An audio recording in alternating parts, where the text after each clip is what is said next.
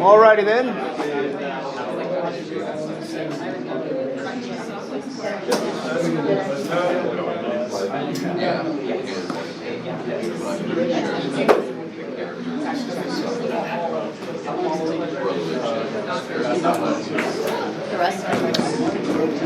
So,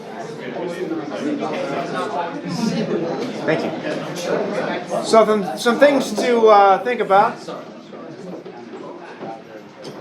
I'm not going to review all the background on Friedrich Nietzsche. Refer back to the notes on truth and lies in the non-moral sense. The lectures on that. I'll actually reference his perspectivism, which is something that came out of that reading that we covered at least. That will come up briefly when we look at his conception of value and where that conception comes from. As we go through this, consider what we discussed last time with Dostoevsky. How is Nietzsche similar in his writing, in his thinking to Dostoevsky? How is he different?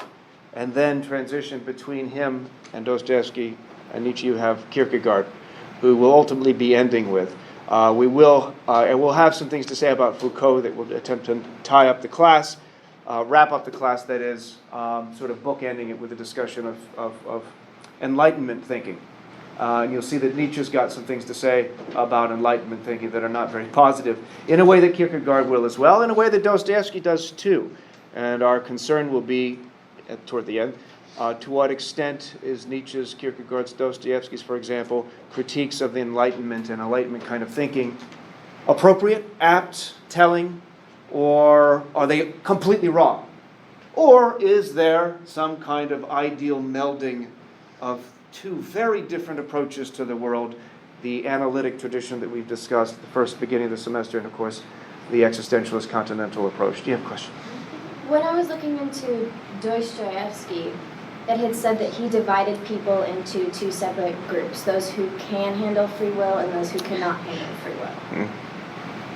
And basically that's the exact opposite of what Nietzsche is saying right now, because Nietzsche says that Christianity and organized religion in general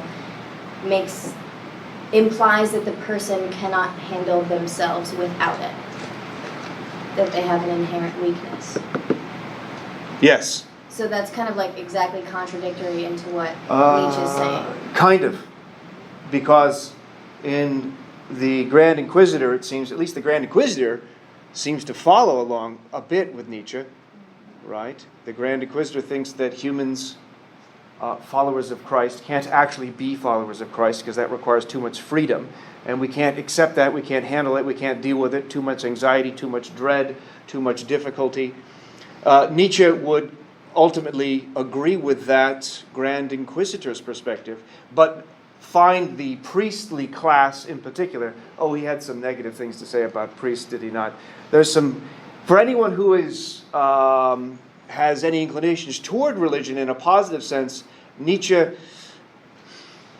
you see it in the title of the second work we had. These are, I didn't put them in any particular order online, I realize, but the Antichrist, it's fairly clear where he stands. He finds he'll even refer to it as a slave morality, which is an odd phrase, but it's a morality that is for the weak. And he sees religion as that, as pushing a kind of herd mentality that denies our stronger dominant instincts and that crushes all that is actually of strength, power, and that's what he thinks all life ultimately is. In this life, a will to power. And so in a way, Nietzsche agrees, I think, to your point, seems to be up to a point in line with the Grand Inquisitor.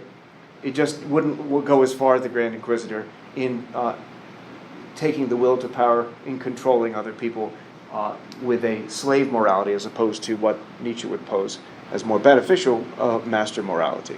I was kind of just going to ask a little more about that. You kind of helped with that final sentence, but I was wondering if Nietzsche believes, if he sides a little more with the Grand Inquisitor, how can he be for the evolution of,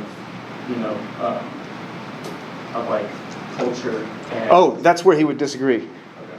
Yeah, Nietzsche's attempt at seeking a higher culture, I think is the phrase that's actually used. He talks about an Ubermensch, an overman, but it's not just an individual. He's doing it both. He thinks there needs to be a way, and this is what Zarathustra is preaching. He has Zarathustra preach, rather, as a kind of prophet for this overman, this evolutionary development going beyond humanity. The overman is not even really a human. What does he say? The overman is to humans as the human is to an ape at one point. The ape or the primate is something that's, he says, is laughable. I don't know why he says that. It's unnecessary. He's pretty aggressive. He's pretty aggressive in his writings. It's hard to teach Nietzsche without just doing everything. Or picking out little bits and pieces. But when you do that, you realize, oh, wait a minute, that sounds horrible. That sounds anti-Semitic. That sounds misogynistic. That sounds nihilistic. And I'll get to that again. That sounds wholly relativistic. He's very quotable, but it's hard to get at what he means in any kind of abstracting away from the text quote without looking at it from multiple perspectives. And so the three sections, I don't know, thus Zarathustra, the Antichrist, and the gay science, I guess that's a smattering of Nietzsche. It's not going to be sufficient. But the attempt is to show a kind of homogeneous, insofar as that's possible, viewpoint from Nietzsche on elements related to religion. Go ahead. Is that in line with what Zarathustra would actually, is that in line with his philosophy, like Zoroastrianism? Is that something? Oh, not necessarily. That's a good question. So who is Zoroaster or Zarathustra? He was seen as the prophet or the originator of Zoroastrianism, which is a Persian religion that is extremely influential on Judaism, Christianity, and Islam. But more conservative views within each of those faiths would discount this. Conceptions of heaven and hell basically are found in Zoroastrianism before they're found in these other faiths. This idea of a savior is found in Zoroastrianism. This idea of good versus evil, lightness versus dark, is found explicitly in Zoroastrianism that influences Judaism, Christianity, Islam. So why does he Zarathustra saying? That's a great question. Is it like fan fiction? No. I mean, that's an interesting idea. I'd say no to that. I don't think so. Nietzsche sees himself as a prophet and not as the Ubermensch. That's the German for overman. It's not Superman, but it's overman, beyond man. And in a way, Zarathustra was as seen as a prophet himself, prophesying,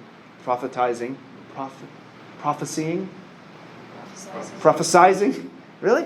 Yeah, that sounds right. And who himself is not the thing that he's preaching. Oftentimes prophets are not, they're the messengers of ideas. They're not, think about Nietzsche himself.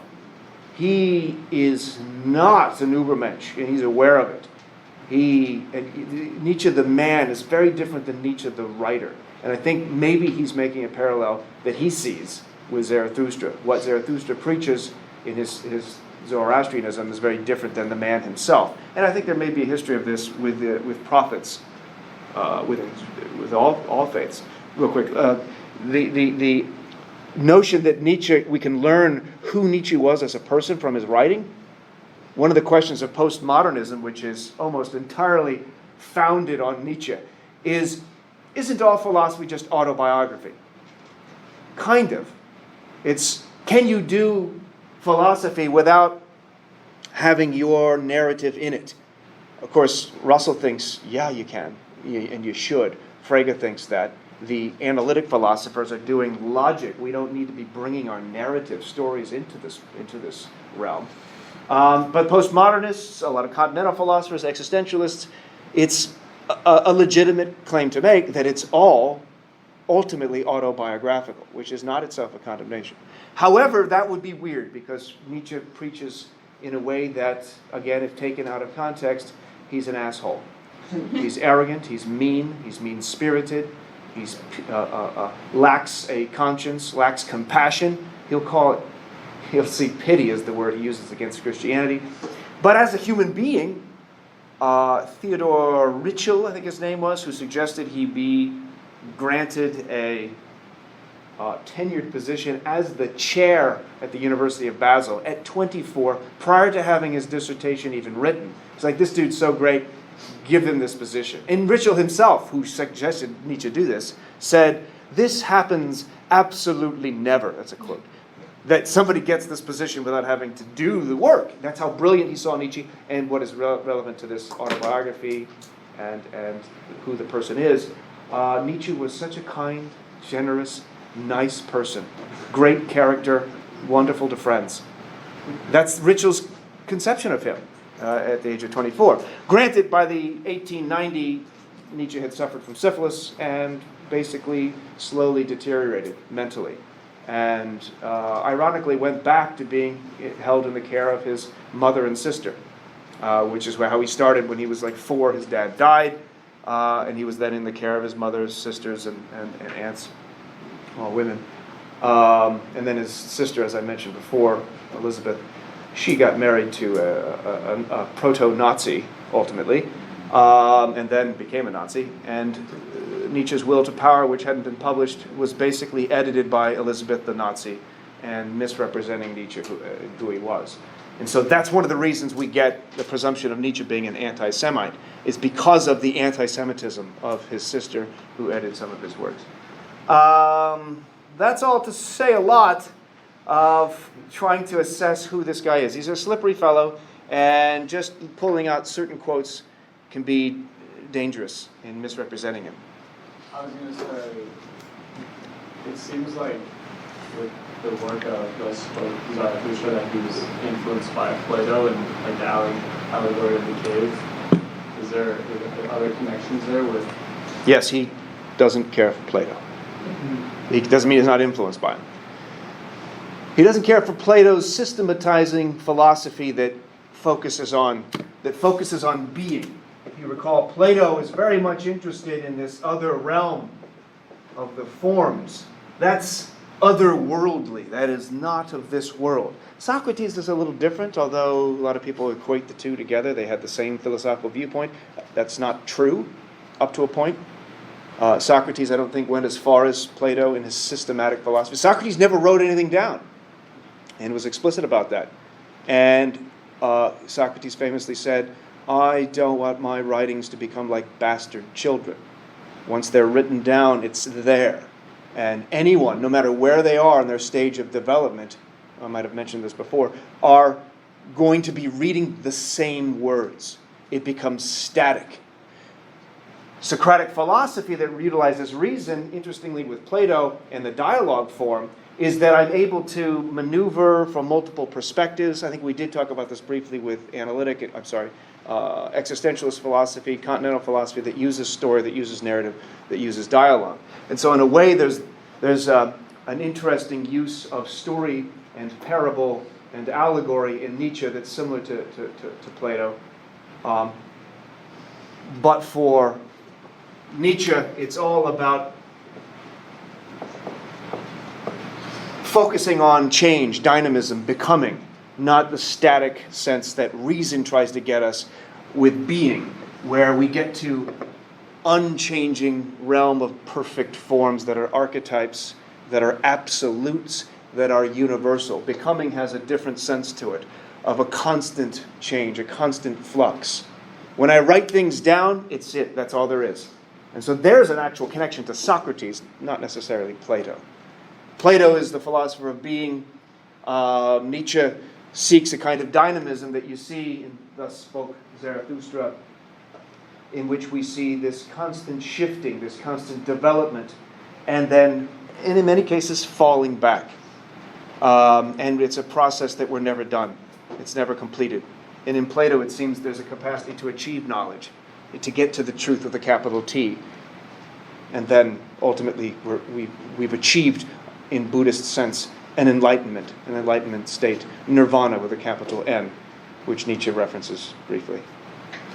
There is, again, there's a lot of interesting connections with Zarathustra. Why does he use these kinds of approaches? Why does he use these short aphoristic sayings?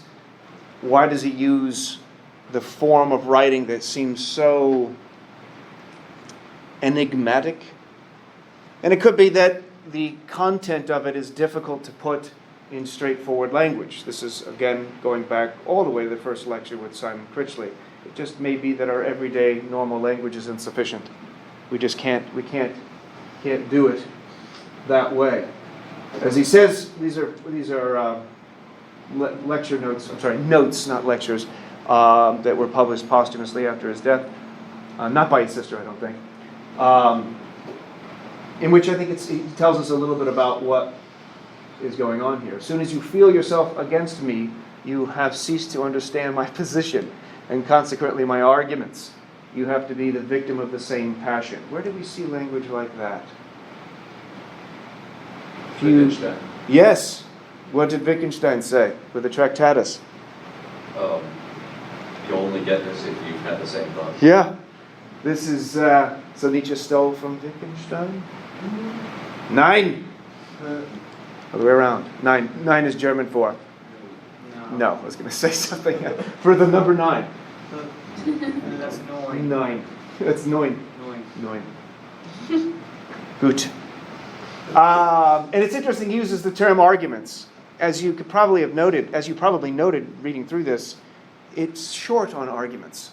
Insofar as, here's the justification for this claim. Here's the justification for this claim. If you follow my reasoning, you come to deduce the conclusion. There aren't too many deductions in these arguments. I want to awaken the greatest mistrust of myself. I speak only of things I have experienced. This is the key. And do not offer only events in the head. Well, that's nice. Only events in the head is a kind of intellectualism he's trying to avoid, perhaps in the Platonic sense of reason, pure reason, or the Kantian sense. He references Kant. Yes, he's not a big fan of the a priori. Not at all. In the way that Peirce was also not a fan of the a priori, and for similar reasons. He says, I have at all times written my writings with my whole heart and soul. I don't know what a purely intellectual problem is. Do you? Maybe math? I guess. Why would that be purely intellectual? It has nothing to do with my life. I mean, I guess you can see that with certain problems in certain classes. It's like, what does this have to do with my life? I mean, that may be the case, I guess, in certain math. I don't want to denigrate math here. I don't know that Nietzsche is either. He'll seemingly say a lot of negative things about science, but he's not negative with respect to science. There's some pushing against it, but we'll see what his drive is with respect to science generally. So this we've seen is a kind of motif throughout the continental and existentialist philosophy. So what is he doing in, at least to jump, I'm going to go through this back and forth, some of these texts. What is he doing in Zarathustra? I teach you the Uberman. It should be Overman. Superman is sometimes it's the term. Man is something that should be overcome.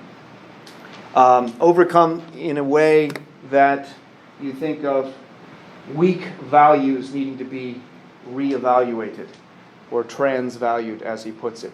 He thinks about man as being on a tightrope, and there's a kind of evolutionary position to this. There's an evolutionary argument that we're to become something else. And I've already sort of talked about this evolutionary account. He's not making an explicit argument referring to Darwin and saying, here's why God doesn't exist because of Darwin's theory of evolution. He doesn't come out and make that explicit argument. He's more what? It seems as if our system of belief has become irrelevant to us, as he puts it in the Genealogy of Morals. And he figured this out, by the way, this issue of God and whether or not God exists, right? And whether or not God needs to be replaced. There's Nietzsche. See, it should be a U with an umlaut for Ubermensch. Have I mentioned to you all that I wanted to name my child umlaut? I didn't mention that? My wife didn't allow it. So we went with Milo, which is way better. But if you're looking to name a kid and you can't come up with a name, umlaut is an awesome name for a child. With an umlaut, obviously, over every vowel. Umlaut. Are you looking up umlaut right now to see if it's a name? Maybe. If you actually do now, I'll take that as not a fib. I don't know how to spell it. It's all right. Oh, it's really not. Umlaut, and it has to be yelled. Umlaut. Let's put one over the L too, just for fun. It's not appropriate. So what is this? Nietzsche is not the. There's the. Nietzsche is not an Ubermensch. Oh, that's the link.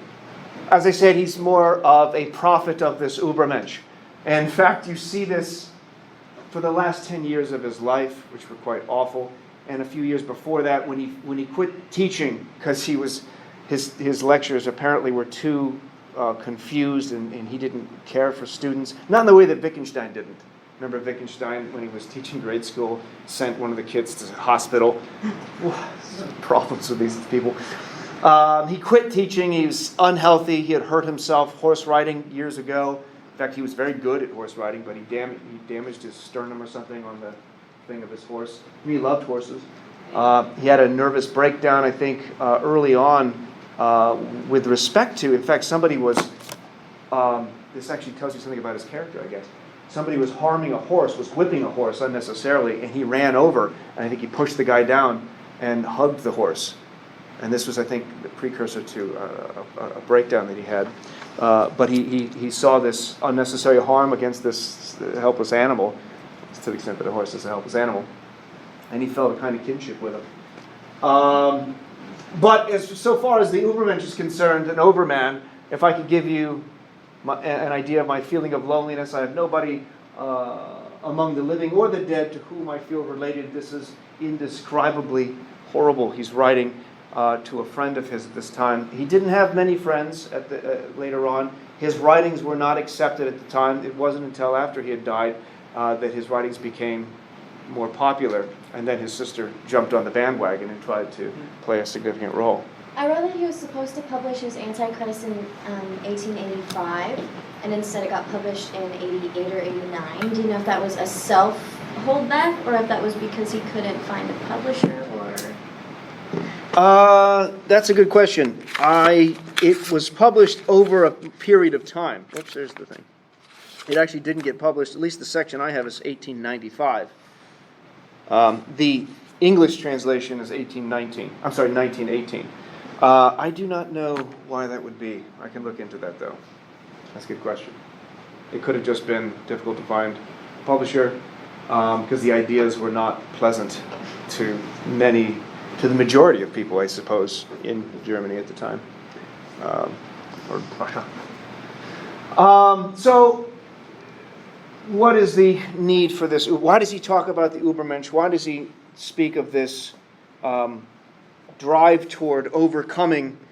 And I was going to quote something to you from the Birth of Tragedy, Genealogy of Morals, because he doesn't give us an argument. He doesn't give us an argument in Zarathustra about why there is no God any longer, or what he means by God is dead. But he does say in the Genealogy of Morals, you didn't have this. I found, as I told you, difficult to make sense of these, even whole sections of readings without referencing other texts.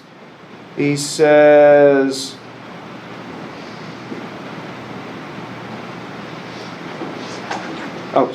because of my qualm, particular to me, which I am loath to admit, since it refers to morals, or rather to anything that has ever been cried up as ethics, a problem, which unbidden and irresistible put me so at variance from my earliest childhood with environment, age, precepts, tradition, that I feel almost entitled to call it my a priori. That came up a moment ago. Both my curiosity and my suspicions were focused betimes on the provenance of our notions of good and evil.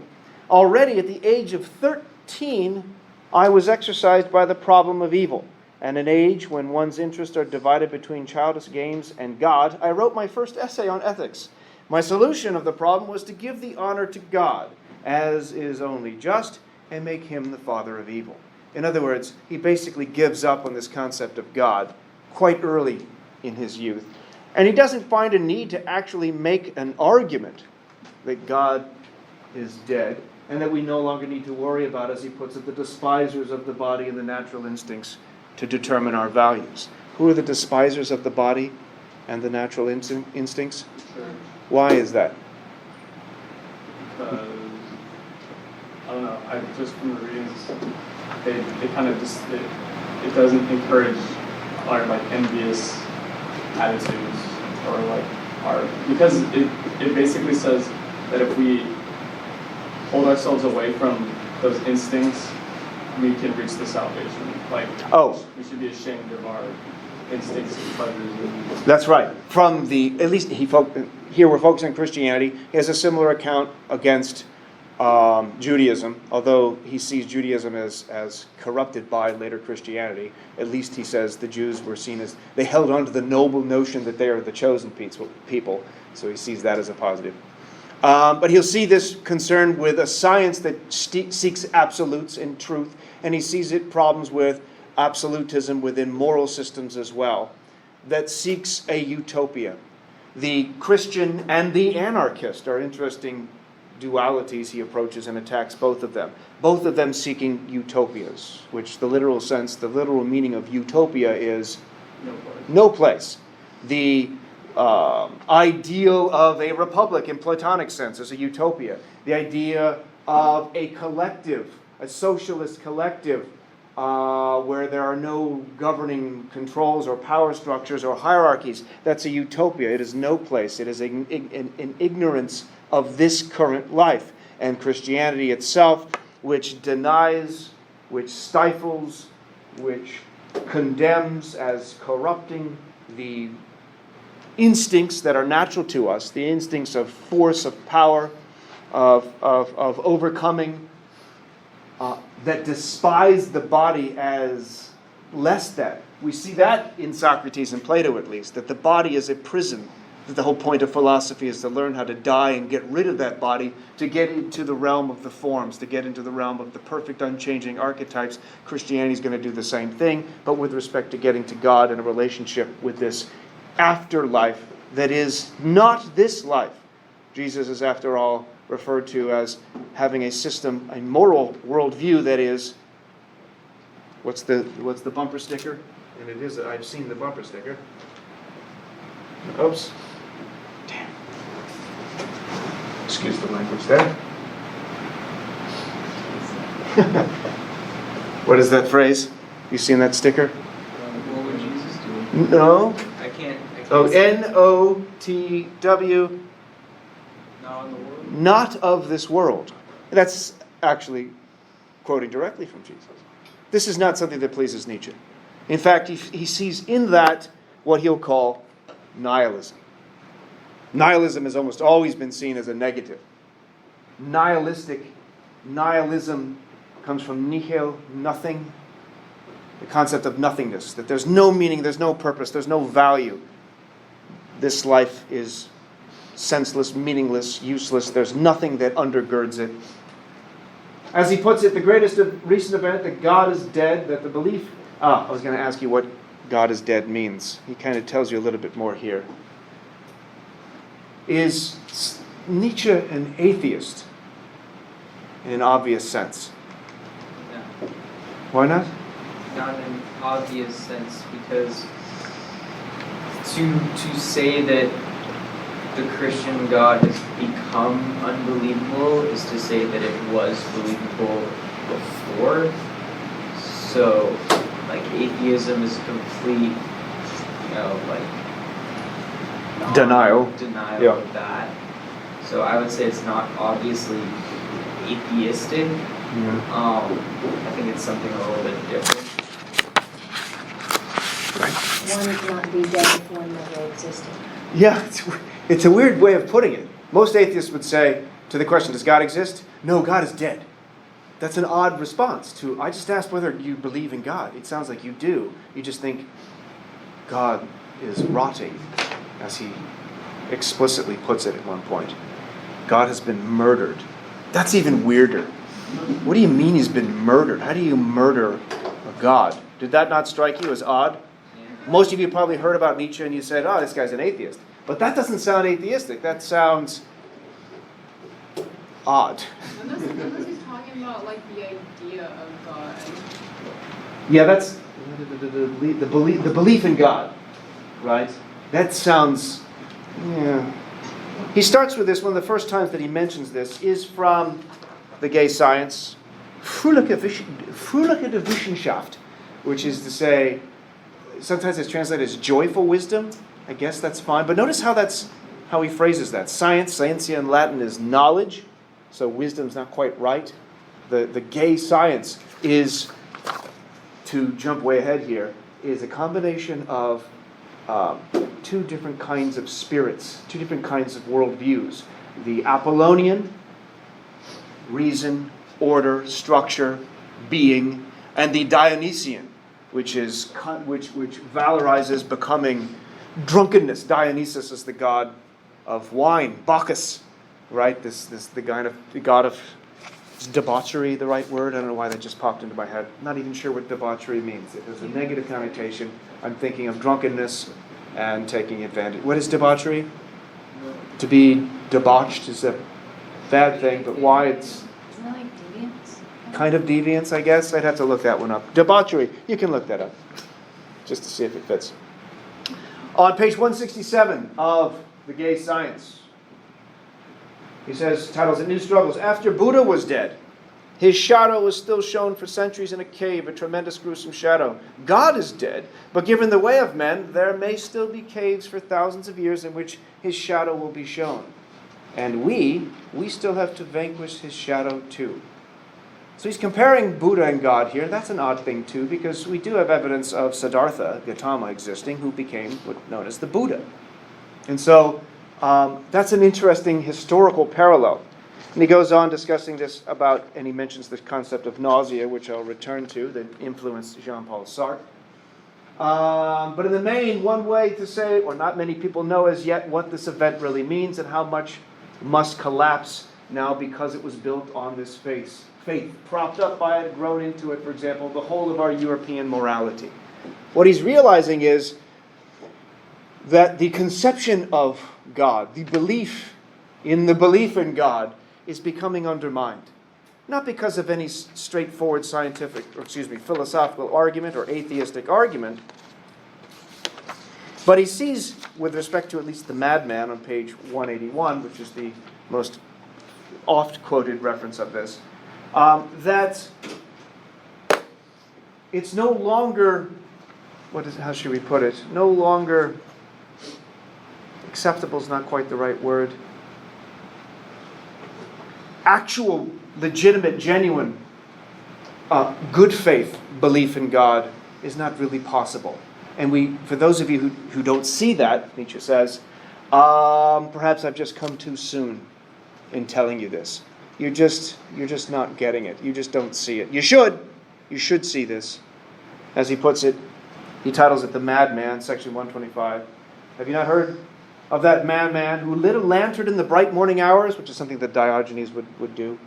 Walk around in the mid-morning, midday, carrying a lantern, looking for, I'm looking for a man. Where is a man? I see these debauched people, which, by the way, did you find it?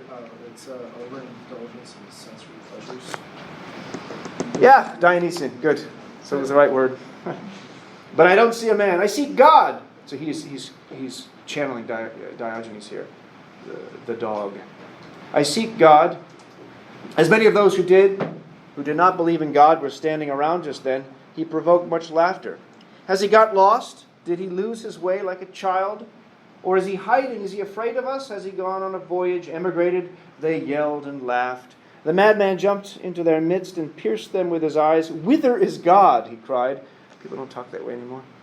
I will tell you, we have killed him, you and I. All of us are his murderers. But how did we do this? How could we drink up the sea? Who gave us the sponge to wipe away the entire horizon? What were we doing when we unchained this earth from the sun? And he goes on and on and on. What in the world is he talking about?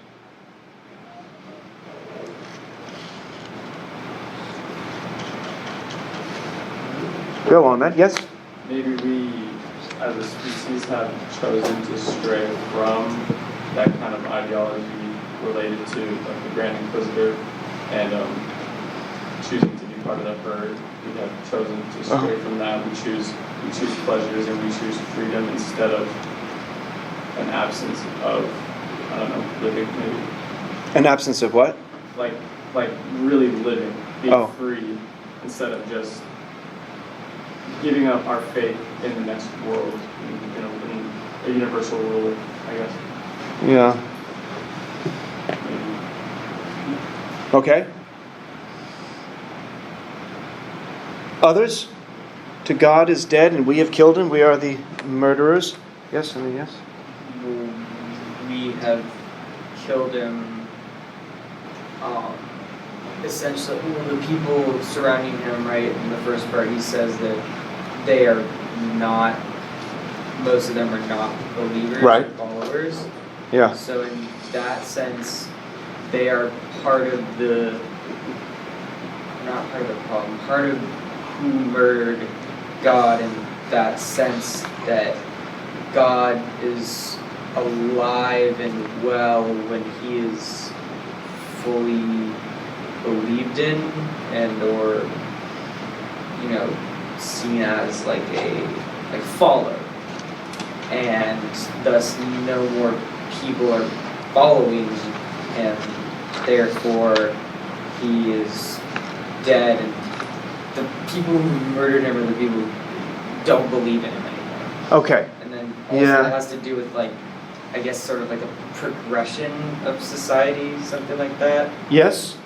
Nietzsche might see it that way. As we progress and realize that we do not need, or people realize they do not need or want to do with that anymore. Okay. There we get into his concern. Who gave us the sponge to wipe away the entire horizon? What were we doing when we unchained this earth from its sun? And what that language reminds me, I think it was a letter to his nephew about how whites' representation of blacks, needing blacks as their kind of North Star, and once that gets removed, it changes everything. This is what Nietzsche is talking about. Once we remove that fundamental source of what we deem to be not only value but meaning and understanding and purpose, now we have been unchained. We have the Copernican revolution. We have the Darwinian revolution. Then later we're going to have the Freudian revolution, where this notion of self and consciousness is all seen as actually minimizing the force and power and centrality of humanity. Nietzsche's starting to see this, and he's, as a kind of prophet, saying, well, what happens? And it's a kind of concern, too, for those new atheists, which he's, I guess, envisioning. People like Dawkins, people like Hitchens, Sam Harris, and so forth, who undermine a kind of religious idea, but then have nothing to replace it with. That leaves us feeling unmoored, as he puts it, unchained from any kind of foundation. And Nietzsche doesn't just dismiss this as, no God, let's move on. And neither does Sartre. Remember, Sartre discusses his atheistic existentialism, takes seriously this conception that there is no God. Sorry. I think it's more of a figurative thing, because obviously no one went up into heaven. And Right.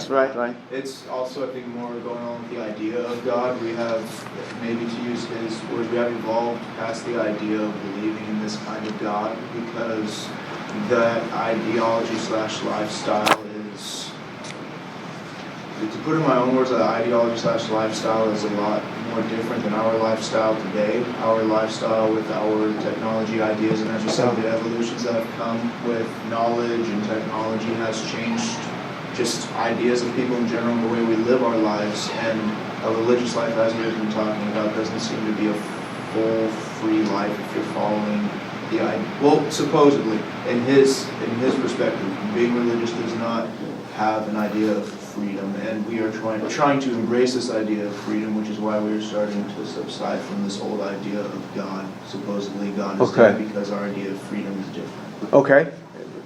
Maybe.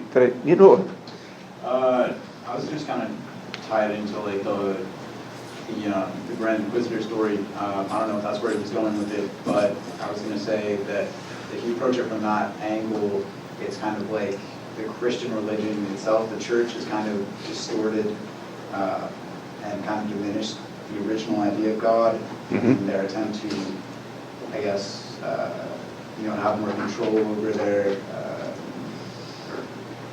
Christians. Yeah. Remember when we introduced Dostoevsky, at least The Man from Underground, Nietzsche had accidentally found it, bless you. Remember he pulled it accidentally from a shelf by happenstance and then was like, oh, I'm blown away. The joy from reading this, Nietzsche says, of reading the notes from Underground. You remember the notes from Underground, the spiteful man who says his spleen hurts. If you remember nothing from that reading, remember that his spleen, he says, I think my spleen is diseased. This is a totally weird thing to say. But yes, we're going to see that again with Kierkegaard. That Kierkegaard is absolutely a Christian, but he's not a big fan of Christendom. And the Antichrist, which I'll get to in a second, that's a weird translation. Because in German, Antichrist could imply against Christ, which I don't think at all Nietzsche is saying. In fact, Nietzsche sees Jesus as an interesting, powerful figure. It's the Christians, the followers of Christ, Christendom, the systematizing hierarchical priesthood that, in fact, has reverted the values that Nietzsche is attacking. I'm not even abundantly sure that he ever, in the text Antichrist, the translation is, he's against Christ. In almost every instance, he seems to be addressing Christians as a group of people. So that's interesting to your point. Yes, and then yes. No? So if God is dead, that means that there was a God, and now there isn't a God. Yeah. That's what that means to frame that. So unless we want, Chase was saying, totally metaphorically, although he continues with it and says, it is related further that on the same day the madman forced his way into several churches and there struck up his Requiem aeternam Deo, led out and called to account. He is said always to have replied nothing but, what after all are these churches now if they are not the tombs and sepulchres of God? Oh, that wasn't what I wanted to read. So there's a part where he talks about the stench of the decomposing God. Yeah, okay, so... Metaphorical? Probably. So let's say, there were such a thing, right? There was such a thing as God, right? There were such a thing as a kind of transcendental value structure that we no longer have. And so in the absence of transcendental values, you have to become transcendental yourself because you have no structure around you to rely on, right? You have no God to worship, so you have to become God, right? And this reminds me a lot of the Hegelian idea. All right, is it Hegel, the history? Is that Is that Hegel? Okay. He wouldn't be fond of that, Nietzsche. That's too systematizing. He despises the systematizers. They are, what did he say of the systematizers? They are, I don't remember. But not pleasant. Isn't that master morality that if you're the master, right, if you're the Ubermensch, and you're surrounded by Untermensch, you create a system for them to follow? Yes, that's right. So, the idea, though, of transcending, he would be cautious against that language because the idea that we could know these are the right values because we can step outside and look. Remember our discussion of on truth and lies in a non-moral sense, the idea that we can have an objective, godly perspective is simply absurd. As if we can have a perspective from nowhere, an objective view that abstract, universalizing science tries to get at, moral systems like Hegel or Kant tries to get at, or Christian systems that has a God saying that this is the viewpoint from which we can determine morality. We would have to step outside of this world to be able to determine that's a good value, and we'd have to be able to be done with each of our lives to know that was a good one, that was a good one. We cannot get outside of our individual's perspectives. We cannot get past our individual instincts, impulses that are in the moment evaluated only by other instincts, which is limiting. But he thinks, I like how you put it, with the collapse of this transcendental value system that puts value in another world or determined by another world that has reverted what used to be power, strength, beauty, and so forth, and dominance as the good things. Now we reverse that through a kind of resentment, or he uses ressentiment because in German there was no term for resentment. He uses the French term, which I think is fascinating, to say that it's those with weakness that can overturn the power with numbers, with reason even. He has a problem with Socrates in this respect. And with this transcendent system now undermined, we have to figure it out ourselves. And we're back to the originating ideas of at least atheistic existentialism. With the joyful wisdom, I don't think that's quite right. Gay science, I think, is the best translation, as Walter Kaufman points out. I think you had a question earlier. I might have missed you, and then I'll go back to you.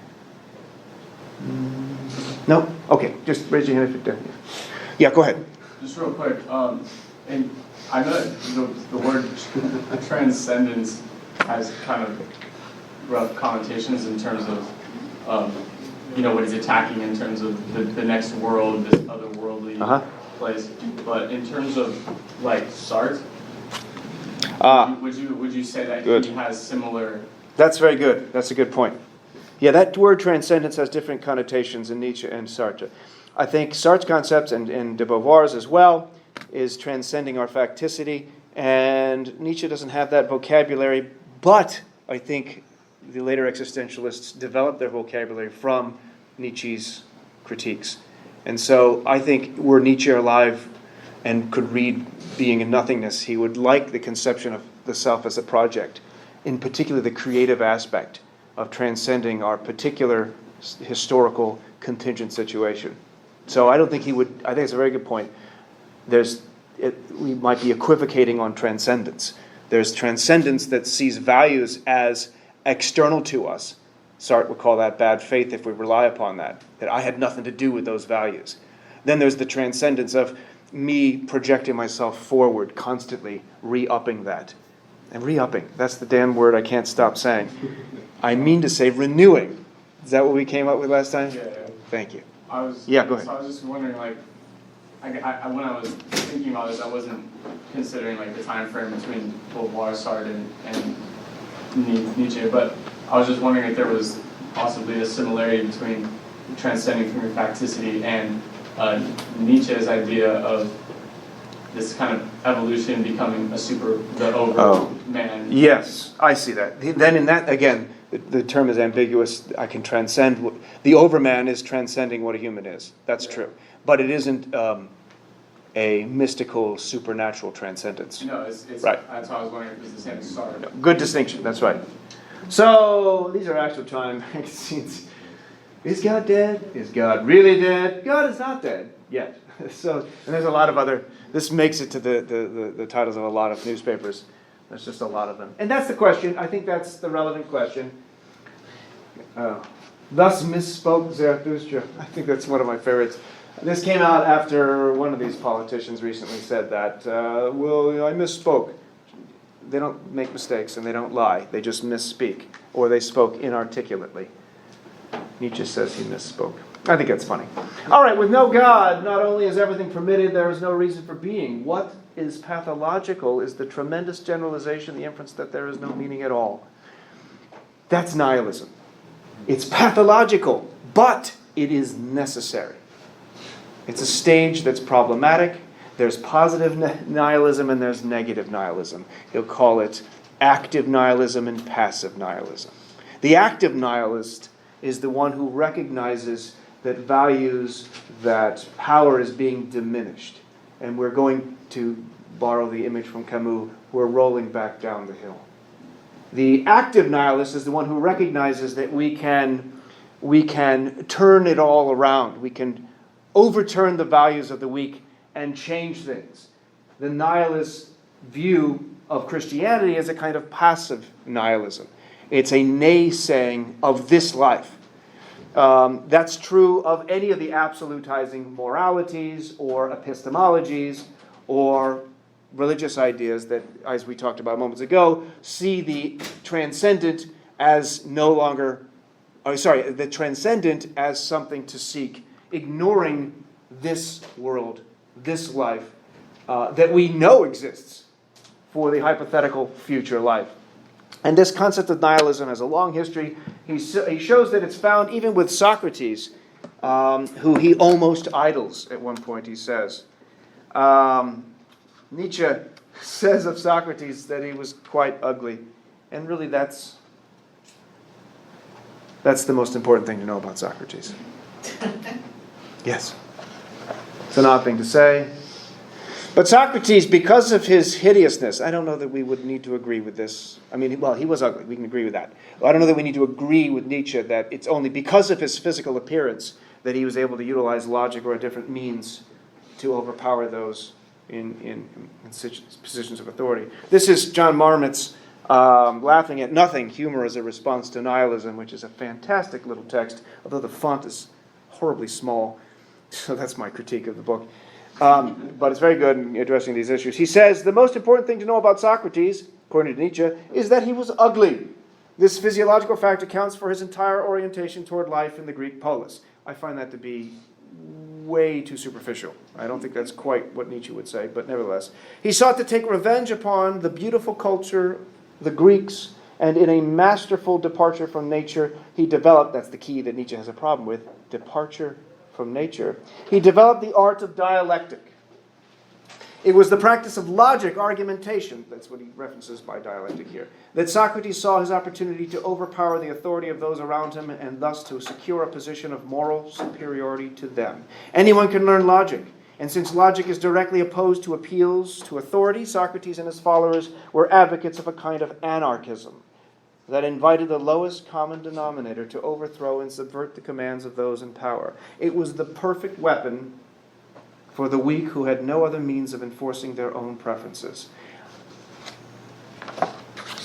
Plato predominantly over Socrates here, as I already talked about this conception, the distinction between being and becoming. Reason with a capital R, trying to get at a static or make static our conception of the world, which takes away, back to that theme throughout existentialism, takes away the lived experience of individuals. It attempts to universalize that which is non-universalizable. So what is this response to this nihilism that we find within reason? We find within science that's attempting to find the truth. We find within religion. The man of the future will redeem us not just from the ideal held up to now, but also from the things which we have to arise from it. The great nausea, the will to nothingness, that's any kind of Christian values that seeks an afterlife, ignoring this life, our instincts, our physicality, and so forth. From nihilism, this antichrist, this anti-nihilist is the conqueror of God and of nothingness. And he must come one day. And Nietzsche himself is not that man. He says this. He's the prophet of this man. This is the anti-nihilist. Nietzsche is not a nihilist in the typical sense of that term that, oh, everything's meaningless, what's the point of it all? He sees nihilism as a movement in response to the kind of moral systems that are what he'll call the slave morality, the morality of those who are weak. He goes further. It is a crime to go apart and to be alone, thus speaks the herd, says Zarathustra. I think this clearly is an homage to Kierkegaard. I assume he read some Kierkegaard, although I'm not abundantly clear on that. This herd mentality that we cannot be alone. Remember, Zarathustra starts by himself as an individual. What is strong wins. That is the universal law. If only it were not so often precisely what is stupid and evil. And it's interesting he uses that word evil there. This concept of evil is something that he has been concerned about as something that is constructed by human beings. The goal is to then eventually overcome this nihilism, this presumed nothing, no value to this particular world, this particular life. One does not, he says in his Will to Power, kill by anger but only by laughter. Let us kill the spirit of gravity, he says. That's actually from Zarathustra, not the Will to Power. However, he himself, a complex figure, as I mentioned, you're not really going to get who he is as an individual necessarily by his writings. It's not abundantly clear how we get much of his character as the man. As he says at one point, perhaps I know best why it is that man alone laughs. He alone suffers so deeply that he had to invent laughter, which I find fascinating. And that connects to the Marmot's text here, or Marmot's text, with respect to the response, to nihilism. How is it that we can respond? How is it that we can maintain what Nietzsche calls this will to power? What Camus will later talk about with respect to increasing experiences, to increasing the fervency of life. It's not just a will to survive, as Schopenhauer thought. Schopenhauer was a very pessimistic philosopher. Nietzsche had, in a time in his life in which he was suffering through a lot of difficulties, had a nervous breakdown, found the philosophy of Schopenhauer, adopted it to his worldview, but didn't go as far as Schopenhauer with respect to his pessimism, that this life is meaningless, we're only here to suffer, the best thing we can do is reduce our desires, says Schopenhauer. Tamp down on our desires, be more ascetic so that we don't suffer, as the Buddhist might argue. Nietzsche sees that as itself a kind of denial of this life, as a kind of naysaying. And he takes Schopenhauer up to a point and says, we ought to be able to address and find value in this life and find purpose in this life, and in fact come to love this life and everything in it, including the negatives, including the suffering, so much so that we be willing to continue this life and repeat it eternally, something called the eternal return. And how is it that we can do this, though? What enables us without having any kind of foundation? Remember, the foundation has been taken away, so to speak. What is left to respond to this life? And he puts it nicely in The Birth of Tragedy. He says, it is only as an aesthetic phenomenon that existence and the world are eternally justified. At the very least, and he qualifies it, seducing one to a continuation of life. The creative aspects of human endeavors. Here you see he has to presuppose a kind of free will. It's not Sartrean free will. And at times you read Nietzsche and it seems like, oh, he's a straight-up determinist. He's a hardcore determinist. It's not abundantly obvious that he thinks our consciousness is in our control. And at other times he seems to laud this creative Dionysian spirit, this aesthetic spirit that makes things, that seems to require a freedom of us. That also kind of illustrates what art is. It is an attempt at least how Nietzsche puts it, you may disagree, of capturing individual points of view, individual perspectives. And the art movement at the time that Nietzsche was writing, Impressionism, encapsulates that view quite well, because you're getting an impression of one's subjectivity. There's no attempt at getting at the truth. Artists don't do that, I don't think. Maybe you would disagree. And he talks about it with music as well, maybe more so with music, as a better analogy, as something that is ephemeral, as something that is not long-lasting, and yet that is creative in a way that is not found in any other venue, any other medium. Related to laughter, as he says here, we invent laughter. We also invent aesthetic pleasures that would make life meaningless, stupid, a joke if we didn't have them. In fact, he says that of music. Were it not for music, life would be a joke. Or if there was no music, life would be a joke. You see it as well, this impressionistic interpretation. This is not an attempt to get at the truth. This is an attempt for Monet to give us his particular perspective, his creative endeavor, this aesthetic drive.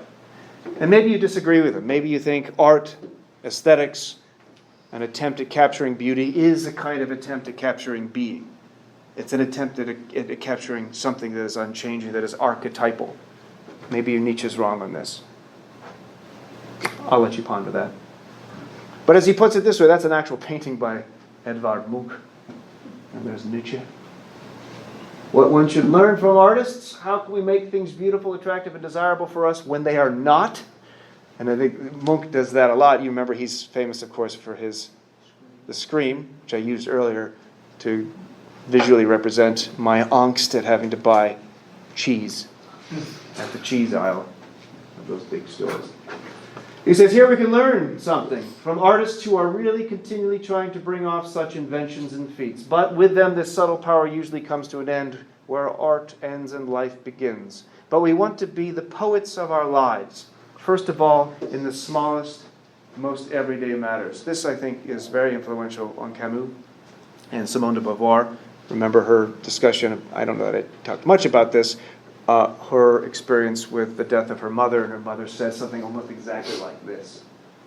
This conception of being able to create, being able to be in charge of a particular element. This relates a little bit to what we were just seeing with respect to the artist's interpretation. We see it again with Zarathustra. There is no the way, so to speak. This is now my way. Where is yours? Thus I answered those who asked me to find the way, for the way does not exist. The way, an absolute, a perspectiveless perspective, is nonsensical for Nietzsche. A conception of value that somehow can stand outside of this world would be like saying, how am I living my life as if I could step outside of it and view it externally? Nobody can do this. You cannot leave your own particular perspectives. Which takes us to the end. And Mark Twain, obviously, because, well, look at the mustaches. Kindred spirits, inevitably. In many ways, actually. The connections between the kind of things that Mark Twain wrote about Nietzsche, I don't think Nietzsche knew of Mark Twain. I'm almost certain he didn't. Nature knows no indecencies. We invent them, says Mark Twain. Which I think could easily have been Friedrich Nietzsche. They had similar approaches to reality. Both of them actually somewhat amusing. I mentioned Nietzsche earlier talking about the spirit of gravity. How do we attack that? With a spirit of lightness, with joyful wisdom. That's the joyful part, the gay part, the light-hearted element. There's a lot of writing about Nietzsche and his humor, believe it or not. Light-hearted, not in the frivolous sense of let's just make a joke, right? Like my daughter made a joke just yesterday. Knock, knock. Poop. Yeah. Yeah, that's it. That's pretty frivolous. Nietzsche would not be fond of that. He would probably say, Das ist Scheiße. Actually, which would be accurate if you know German. That is shit. But it's my daughter. She's 6, so that's pretty good. So here's another thing from Mark Twain, referencing again the values that Christianity adopts, this ethereal, otherworldly, non-bodily, and the concerns about this. Even in heaven, as Nietzsche puts out in his Letters from Earth, he has Satan talking. He says, to wit, that the human being, like the immortals, naturally places sexual intercourse far and away above all other joys. Yet he has left it out of his heaven. I don't know if you've ever thought about that. Is there intercourse in heaven? Somebody say hell no or hell yeah. The very thought of intercourse excites him. Opportunity sets him wild. This is Nietzsche. I'm sorry. This is Mark Twain. In this state, he will risk life, reputation, everything, even his queer heaven itself, to make good that opportunity and ride it to overwhelming climax. Good Lord. I haven't read this out loud before. From youth to middle age, all men and all women prize copulation above all other pleasures combined. Yet it is actually, as I have said, it is not in their heaven. Prayer takes its place, according to scriptures. And singing, I added that part, lots of singing. Is that not significant? Oh, very significant. This is Mark Twain, but again, it fits well with Friedrich Nietzsche. And this is the last thing I'm going to say.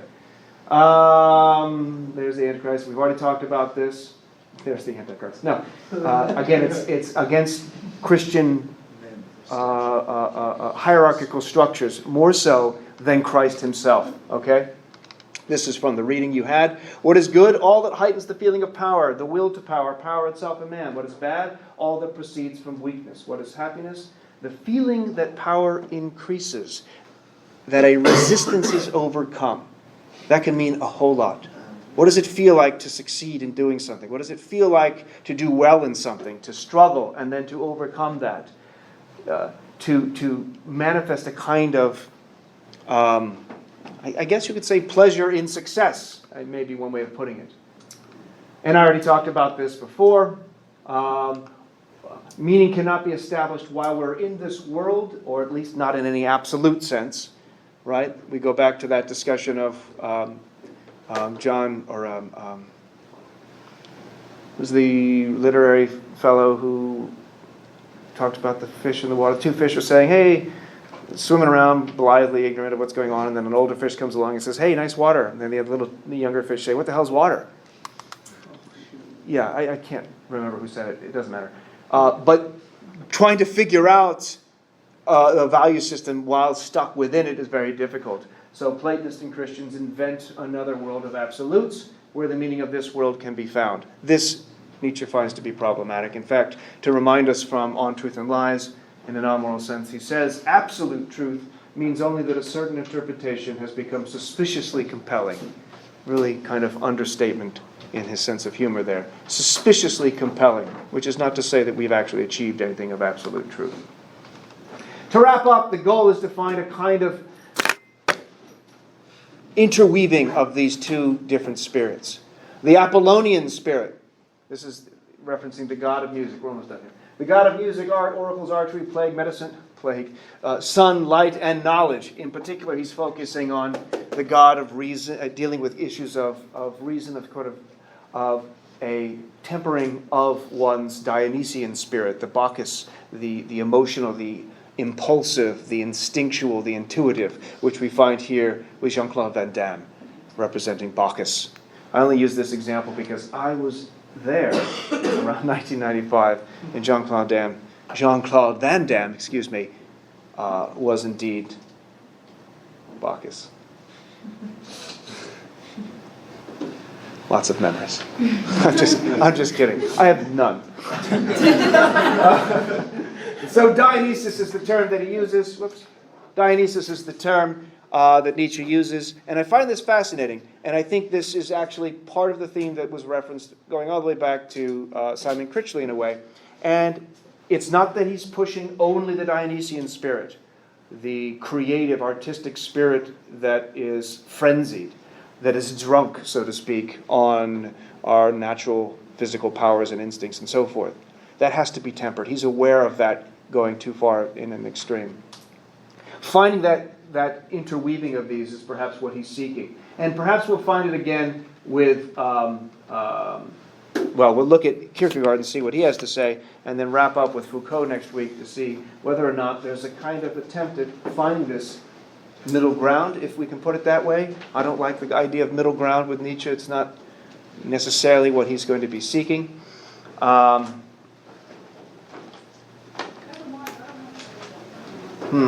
Can I get into this? No. What's the last thing I have to say?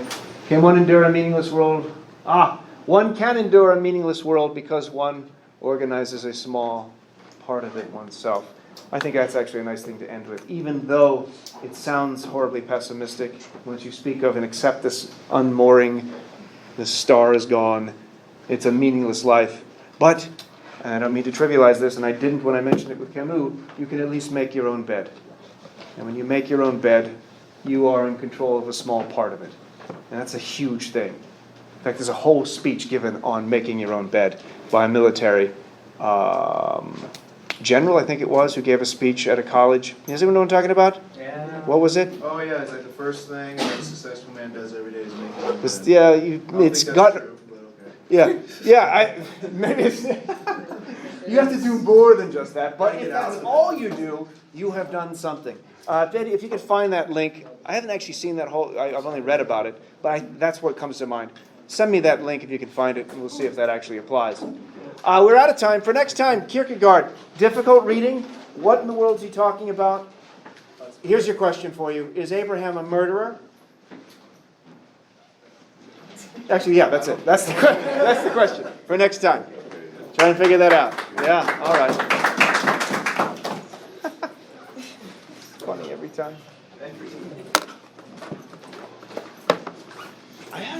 And don't forget the quiz. Sorry, yeah.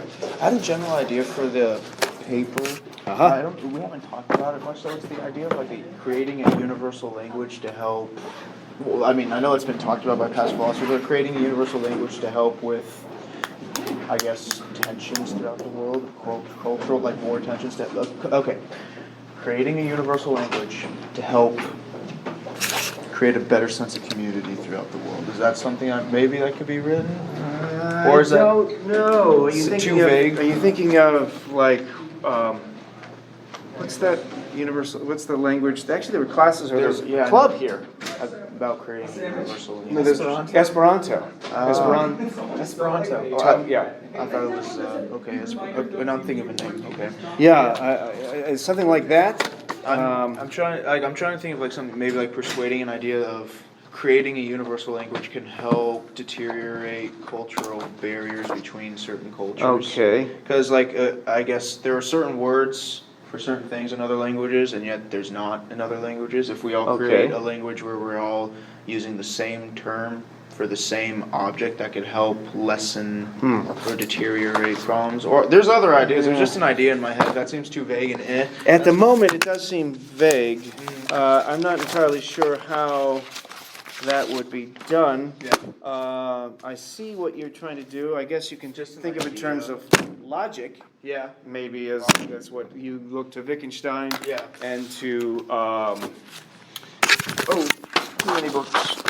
Wittgenstein and Russell trying to undergird all of mathematics and logic as a kind of universal where you use variables and so forth rather than specific linguistic concepts. English, which is always subject to vagueness. I'd have to think more about it. I could also think more about it. Steven Pinker has a paper called The Moral Instinct, where he tries to make a comparison to a language instinct, that we all have different languages that are superficially different, but ultimately they're under universal grammar.